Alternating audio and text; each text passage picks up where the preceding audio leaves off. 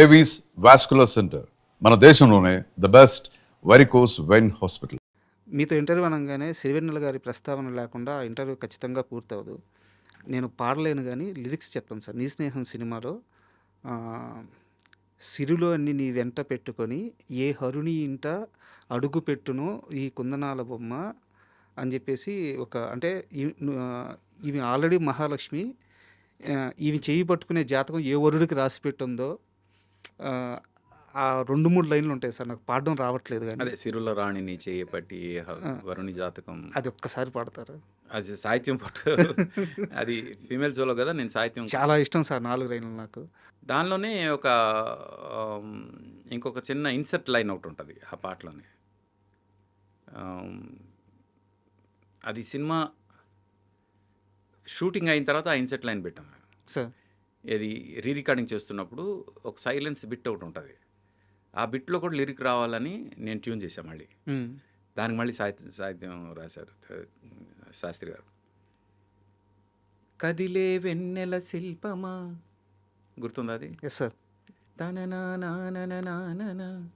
అనుమతి నెరుగక ఎదసడిలో అపురూపమైన భావమా, అది ఆ కొబ్బరి చెప్పు దగ్గర అవునవును. ఆ బిట్ నేను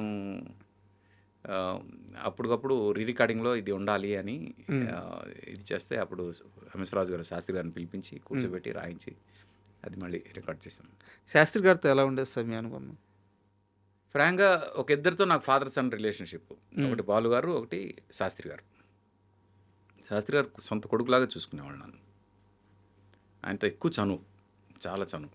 అంటే మ్యూజిరేటర్స్ అందరితో చనువు ఉంటుంది, పోతే నాతో కొంచెం ఎక్కువ చనువు ఉండేది. ఆయనకి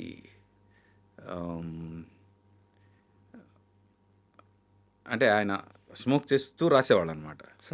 నాకు అసలు స్మోకు డ్రింక్ అలవాట్లు లేవు. అందుకు నేను గురుగారు మీరు మానేయాలి ఇది అని పట్టుపట్టేవాడిని నేను. అందుకు నువ్వు వస్తే నాకు కొంచెం టెన్షన్ అయ్యా అంటాడు సార్. ఇది నాకు తెలుసు సార్. అంటే నేను వ్యక్తి పేరు చెప్పలేను, ఇంటర్వ్యూలోనే జరిగింది. మనిషి అనేవాడు అందరిని మించి ఎప్పుడు ఎదగకూడదయా. ఎందుకంటే తర్వాత వాడికి మంచి చెడు చెప్పేవాడు ఎవడో ఉండడు, చెప్పలేరు ఆయన ముందుకు. ఇప్పుడు మనిషి అనేవాడు మనిషిని దాటి ఎదిగిపోతే మంచి చెడు ఇంకేం చెప్తాం. శాస్త్రి గారు అలా ఎదిగిపోయారు. మనుషుల్లో మనిషి స్థాయి నుంచి ఎదిగిపోయాడు ఆయన. ఆ తర్వాత ఆయనకి సార్ మీరు ఇది చేయొచ్చు ఇది చేయకూడదు అని చెప్పేవాళ్ళు లేరు, చెప్పకూడదు, చెప్పలేము అని చెప్పాను. బట్ శాస్త్రి గారికి ఆ విషయంలో వద్దు అని చెప్పిన ఒకే ఒక్క మనిషి ఆర్పి పట్నాయక్ అని చెప్పి చెప్తారు. అవునా, అది నాకు తెలియదు. నేనైతే చెప్పేవాడిని. ఆయన అనేవాళ్ళు కూడా, నీ ఒక్కడి విషయంలో నేను కొంచెం భయపడతాను అని. ఎందుకంటే డెఫినెట్గా ఆయన ఎంత తొందరగా వెళ్ళిపోవడానికి కారణం కూడా అదే అని నా ఫీలింగ్ సార్. స్మోకింగ్. లేకపోతే చాలా అంటే ఒక అపర మేధావి, అంత మంచి మనిషి, ఎలాంటి వేరే ఏ బ్యాడ్ హ్యాబిట్స్ లేవు. ఫ్యామిలీ అంటే చాలా ఇష్టం, కుటుంబాన్ని చాలా బాగా చూసుకునే మనిషి. సినిమాని ఎంత ప్రేమిస్తారు అనడానికి ఒక ఎగ్జాంపుల్ ఏంటంటే, మొత్తం సినిమాలో ఈ ఒక్క 4 లైన్లే మీరు రాయాలండి అన్న, ఆ 4 లైన్లు రాయడం కోసం మొత్తం సినిమా కథ విని ఆ కథ మొత్తాన్ని ఆ 4 లైన్లో చెప్పేంత గొప్ప మేధావి ఆయన సార్. మిగతా పాటలన్నీ ఎవరైనా రాసి ఉండొచ్చు కాక, ఏమైనా చేసి ఉండొచ్చు కాక, కానీ ఆ 4 లైన్లు ఆయన ఏదైతే చెప్తారో అదే మొత్తం సినిమా ఉంటుంది. అంత గొప్ప సాహిత్యం అయింది. సింపుల్ ఎగ్జాంపుల్ అంటే ఇప్పుడు మీకు మనసంతా నోవెల్లో కిటకిట తలుపులు తెరిచిన కనులకు పాట ఉంది. కంటతడి నాడు నేడు చెంప తడిమిందే చూడు, చెమ్మలో ఏదో తేడా కనిపించలేదా. అంటే తను లేనప్పుడు నువ్వు ఏడ్చావు, తను ఇప్పుడు దొరికాడు, ఇప్పుడు ఆనంద భాష్పాలు వస్తున్నాయి. చెంపతడే రెండిటికి కంటతడి వచ్చింది, రెండు చెంప తడిమింది. ఆ చెమ్మలో తేడా కనిపిస్తుందా? అంత డీప్గా ఎవరు ఆలోచిస్తారు? కథ ఉంది కదా సార్, మొత్తం అలాగే 3 మాటల్లో కథ మొత్తం ఉంది. అలాగే సంతోషంలో పేరులో ప్రణయమా తీరులో ప్రళయమా అన్నాడు. పేరులో ప్రణయమా తీరులో ప్రళయమా, ఒక్కొక్క అక్షరం మార్చి 2 ఎక్స్ట్రీమ్స్ చెప్పేశాడు ఆయన. లవ్ని, అవును, పేరేమో నీది ప్రణయం కానీ తీరేమో ప్రళయం. అని అంత గొప్పగా రాయగలిగేది ఇంకెవరున్నారు? మహానుభావుడు సార్. అంటే ఇంకా ఆయన మా సీన్ అన్నట్టు, త్రివిక్రమ్ అన్నట్టు అసలు ఆయన ఇండస్ట్రీకి ఆయన ఆయన ఆయన ఇంకా ఆయన మేధావితనాన్ని ఇంకా వాడుకోలేకపోయిందేమో ఇండస్ట్రీ. అంత నాలెడ్జ్ ఉంది ఆయనకి అని నా ఫీలింగ్. Great man sir. మీ సీనునేనా? మీ త్రివిక్రమ్ శ్రీనివాసేనా? నిజంగా మీ త్రివిక్రమ్ శ్రీనివాసేనా? ఆబ్వియస్గా మేము మంచి ఫ్రెండ్స్, బెస్ట్ ఫ్రెండ్స్. బయట ఎవరు నమ్మట్లేదు సార్. నమ్మకపోతే నాకేం పోయింది? బయట వాళ్ళ కోసం మనం ఎందుకు బతకాలబ్బా? ఎవరు నమ్ముతారో ఎవరు నమ్మరో నాకెందుకు? సీన్ నమ్మితే చాలు, నేను నమ్మితే చాలు. అంటే మీకు ఈ ప్రశ్న నాకు తెలిసి కొన్ని వందల సార్లు ఎదురై ఉంటుంది. ఎందుకు మీరు త్రివిక్రమ్ గారు కలిసి పని చేయలేదు అని చెప్పి. అది సీను కథ చేసినప్పుడు ఈ కథకి ఆర్పీ అయితే బాగుంటుంది అని తను అనుకున్నప్పుడు నాకు డెఫినెట్గా పిలుస్తాడు. అలాంటి కథ వచ్చినప్పుడు తను పిలిచినప్పుడు నేను వెళ్తాను. అంతేగాని సీన్ కావాలని ఆర్పీకి ఇవ్వట్లేదు అని కానీ, సీన్కి ఆర్పీకి పడదని కానీ అలాంటివి ఏం పెట్టుకోవద్దు మీరు. సార్ లేదు సార్, ఇది బయట చాలా మందికి ఉంది. అందుకని నేను ఒకసారి గట్టిగా అది అందరికి తెలిసేలా చెప్పాలని అంత రిపీటెడ్గా అడిగాను. ఏం పర్లేదు. ఒకటి, మేమిద్దరం ఎలా ఉన్నాం అనేది ఇంపార్టెంట్. ప్రొఫెషనల్గా కలిసి పనిచేస్తేనే వాళ్ళిద్దరు బాగున్నట్టు, లేదంటే వాళ్ళిద్దరు బాగాలేనట్టు, వాళ్ళిద్దరికి ఒకరి మీద ఒకరికి ప్రేమ లేనట్టు అంటే మాత్రం అది చాలా తప్పు అవుతుంది sir. There will be so many factors.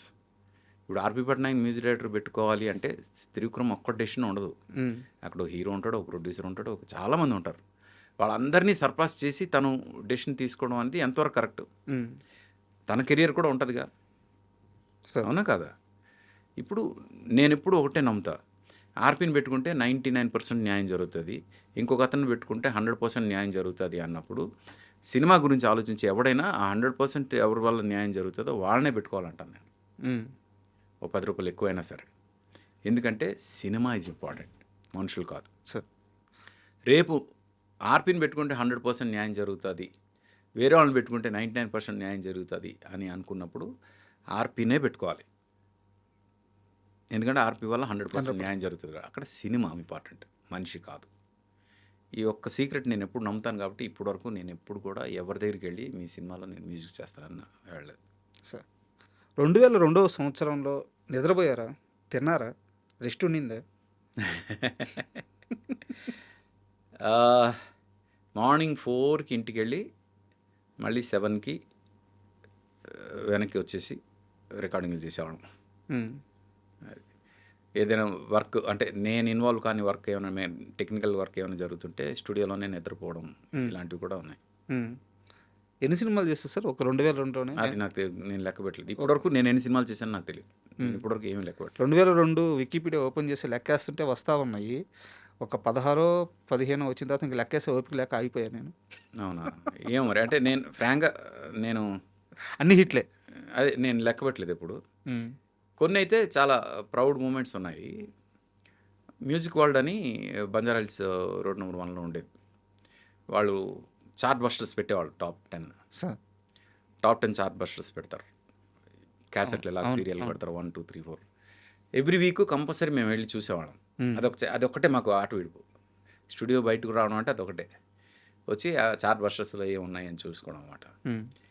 అలాగా ఒక particular week first, second, third 3 నావే ఉన్నాయి. ఓకే. అది ఏ సంవత్సరం ఏ సినిమాలు గుర్తులేదు కానీ, బట్ అది one of the best moments.